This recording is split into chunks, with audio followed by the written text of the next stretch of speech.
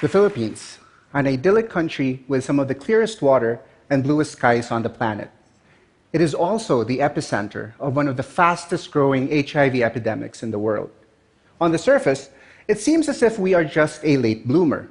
However, the reasons for our current epidemic are much more complicated and may foreshadow a global resurgence of HIV.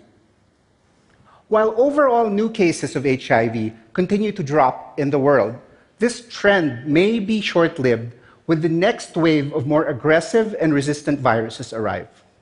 HIV has the potential to transform itself into a new and different virus every time it infects a cell. Despite the remarkable progress we've made in reversing the epidemic, the truth is that we are just a few viral mutations away from disaster.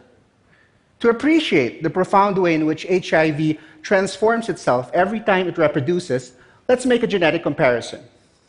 If we look at the DNA variation among humans of different races from different continents, the actual DNA difference is only 0.1%.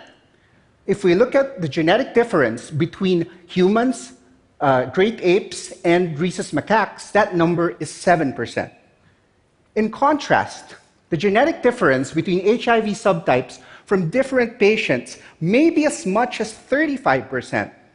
Within a person infected with HIV, the genetic difference between an infecting mother virus and subsequent daughter viruses has been shown to be as much as 5%.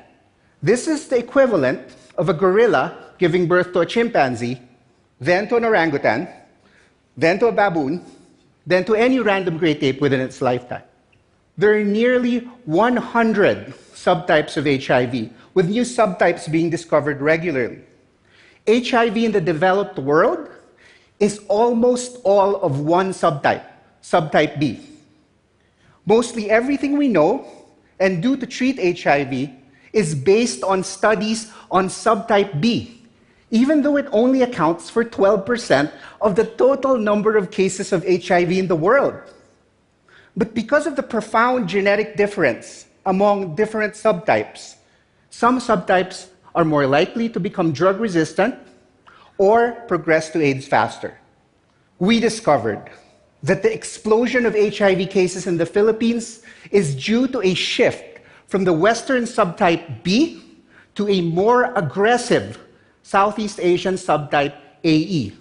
We are seeing younger and sicker patients with high rates of drug resistance. Initial encroachment of this subtype is already occurring in developed countries, including Australia, Canada, and the United States.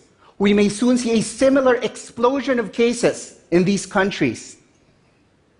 And while we think that HIV is done and that the tide has turned for it, just like with real tides, it can come right back. In the early 1960s, malaria was on the ropes. As the number of cases dropped, people and governments stopped paying attention. The result was a deadly resurgence of drug-resistant malaria. We need to think of HIV not as a single virus that we think we've figured out, but as a collection of rapidly evolving and highly unique viruses, each of which can set off the next deadly epidemic. We are incorporating more powerful and new tools to help us detect the next deadly HIV strain.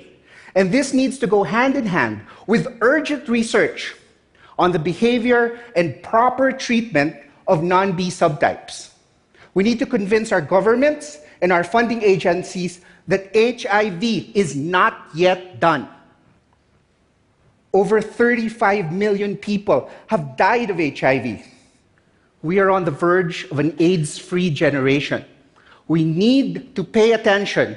We need to remain vigilant and follow through.